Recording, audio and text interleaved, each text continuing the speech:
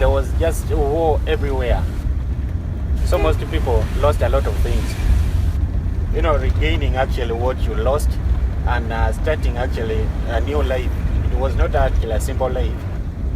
My brother was arrested by the Konyo rebel, 8 years in the bush. So all of us, we had to leave our home. They came and raided it.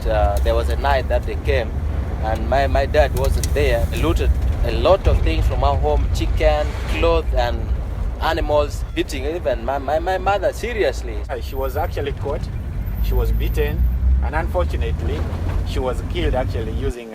I've been to Uganda 10 times. My first time was when I was just 9 months old. I didn't used to like it all that much. What with the smells, tastes, feelings, textures, the dust, the people's fascination with me. And I didn't like to see people live in the way that they did. The places I went, people had never seen a person with straight, blonde hair, or a boy with white skin for that matter. I didn't like the way the small children wearing rags would all huddle up in a small bunch and stare at me like I was an animal in a zoo. The adults would feel my face or my arms and be amazed. The point is, I felt a bit alien and different. I was getting tired of the trips and getting bored of Uganda. I needed a way to make it all more interesting.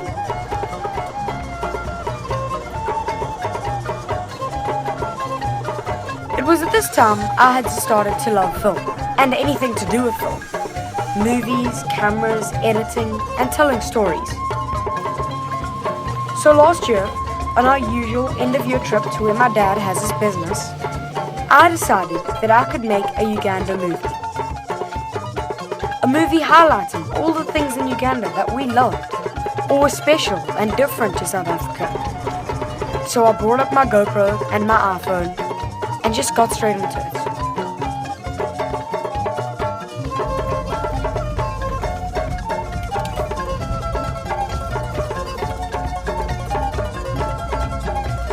My whole view of Uganda changed when looking through a video camera. When looking through the lens, I started to notice and think about the things that made the desolate, sometimes violent country special and unique.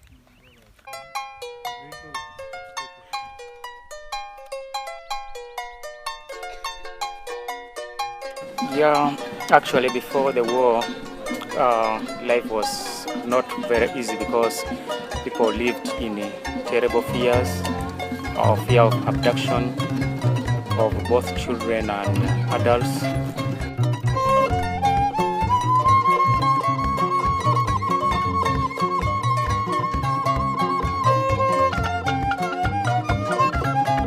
In fact, it isn't the desolate, barren wasteland with Joseph Kony and his child soldiers roaming around slaughtering villages and committing massacres and bloodshed.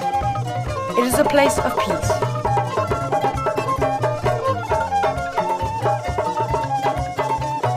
A place where my dad has grown his business and developed good relationships with people who did live through the harsh times of Idi Amin, freedom fighters, and the Lord's Resistance Army, and who did have their villages destroyed and their grandmothers beaten to death. Said life was very difficult because even some of his brothers were killed.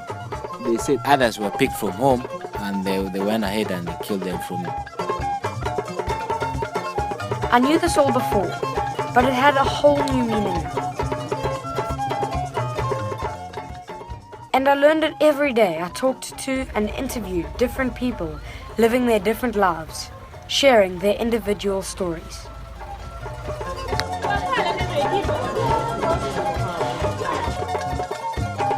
The point is that my view of a whole country changed when I brought a camera. The camera made me present. I saw things, and I noticed more.